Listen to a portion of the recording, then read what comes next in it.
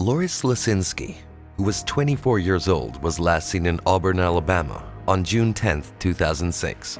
She has never been seen again. This was after she confirmed that she would be going to a girls' night at the caravan home of her best friend and coworker. On June 10, 2006, Lori Slosinski, a recent Auburn University graduate in Alabama, planned to have a girls' night with her best friend. Her dog was alone, the air conditioner was running, and the phone card was stolen. How could she have mysteriously vanished? Did Lori leave town quickly, or was there something else going on? Let's have a look at this 16-year-old case that was finally solved in 2022. Lee County is in Auburn, Alabama. This week's 48 Hours investigates the disappearance and murder of a young Alabama woman. Lori Slosinski vanished in 2006 shortly after she graduated from Auburn University. Auburn is the biggest city in eastern Alabama. It's also the 19th fastest growing metro area in the US since 1990. It's also the fastest growing metro area in Alabama. Auburn is unofficially known as the loveliest village on the plains, and its southern kindness brings people worldwide together. Auburn University, one of the best-known public schools in the country, is in this famous college town.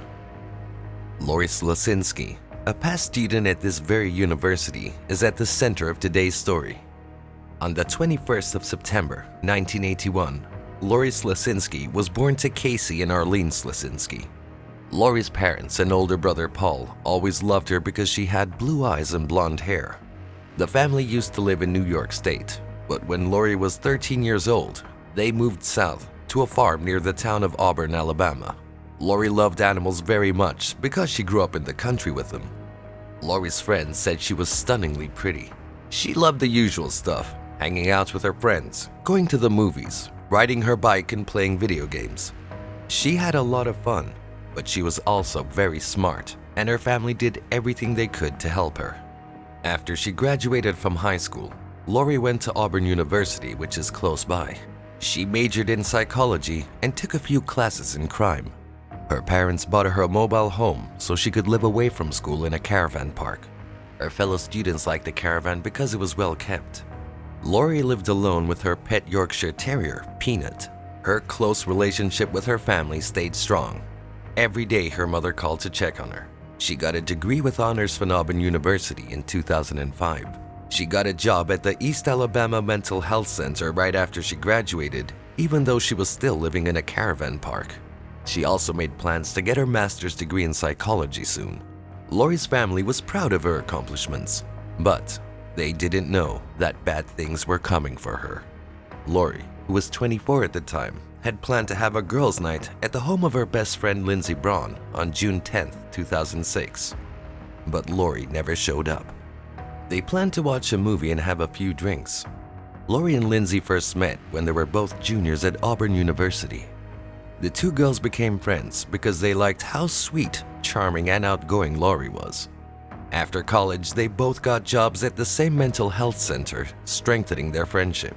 On June 10th, around 6:30 p.m., Lori called Lindsey to say she had to stop at the store, and she would then go to her house for movie night.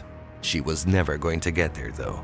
When Lindsey didn't hear from Lori that night or the next day, she started to worry. She called Lori several times and left messages on her home answering machine, but she never got an answer.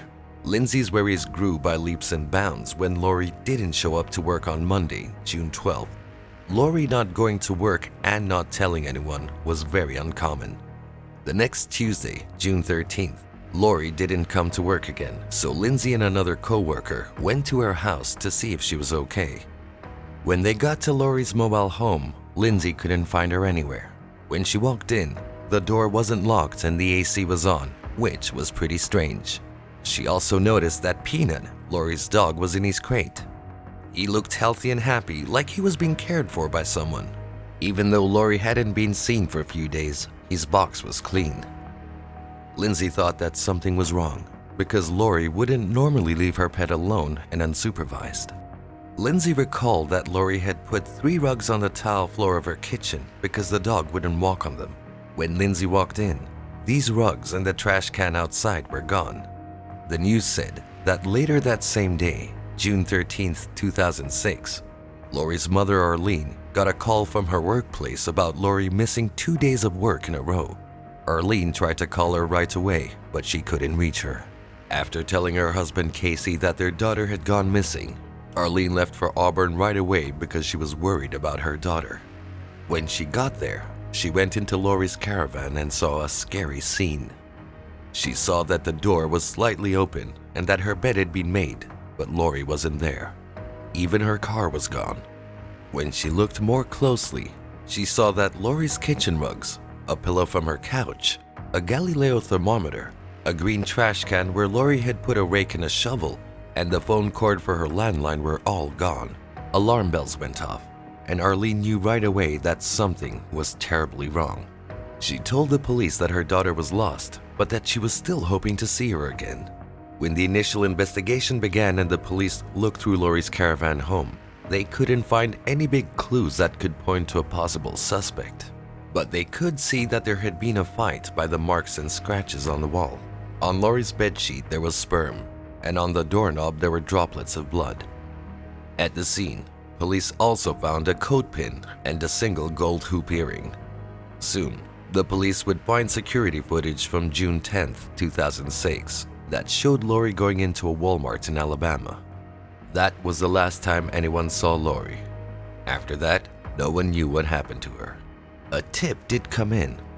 Later that afternoon, Arlene got a call from one of Lori's friends, Darrell Richard Ennis, also known as Rick, who was 25 years old. Rick told Arlene that he had seen Lori the day she went missing and that he thought she might have gone to make a drug deal. Rick Ennis worked at a bowling alley where Lori met him. When she was in school, she hung out there a lot. In 2005, Lori asked him to spend Christmas with her family. This is how Arlene got to know him. Lori felt bad that he didn't have his own family. Arlene, on the other hand, could not believe what Ennis said. Even though her daughter was close with him, she didn't think that Lori would ever be involved in selling drugs. She thought he was just lying through his teeth, but she didn't know why. Lori's ex-boyfriend Ennis informed the police that he had grown marijuana with Lori and hinted that Lori may have sold her part to individuals who could not be trusted. However, the authorities discovered no proof that Lori had engaged in drug trading. After Lori's car was discovered totally ablaze, the hunts for Lori shifted from seeking for a missing person to looking for a suspected victim of murder. This occurred after it was discovered that Lori had not been inside the vehicle when it caught fire. The proximity of a hand-rolled cigarette and a petrol can to the vehicle, in addition to scratches found on Rick's hands and arms, led investigators to suspect he was involved. During the questioning, Lindsay disclosed additional disturbing information, such as the fact that she had heard Ennis in the background while speaking to Lori on the phone, and that Lori did not feel the same way about Ennis, who had written her a love note. In addition, Lindsay stated that Ennis had been involved in the murder of Lori. It's not hyperbole when I say they've lived this case for the last 15 months. After determining Ennis was their guy, they've spent the past 2 months trying to track him down. Ennis claimed that he had seen Lori shortly before she went missing. Nevertheless, his story included discrepancies. Ennis's car included a knife, cleaning supplies, and handcuffs, and investigators determined that he had a history that included the murder of his mother and stepfather. Her disappearance remained a mystery for more than a decade. Police believe she was last with her friend, Rick Ennis, and they had learned that he'd been accused of murder before. When he was only 12 years old. However, there was not sufficient evidence to charge Ennis with Lori's murder, and he relocated to Huntsville, Alabama, shortly after her disappearance. What are your thoughts on this case? Let us know in the comments section below. Give this video a like and subscribe to the channel for more thrilling videos like this one. Stay safe, and we'll see you next time.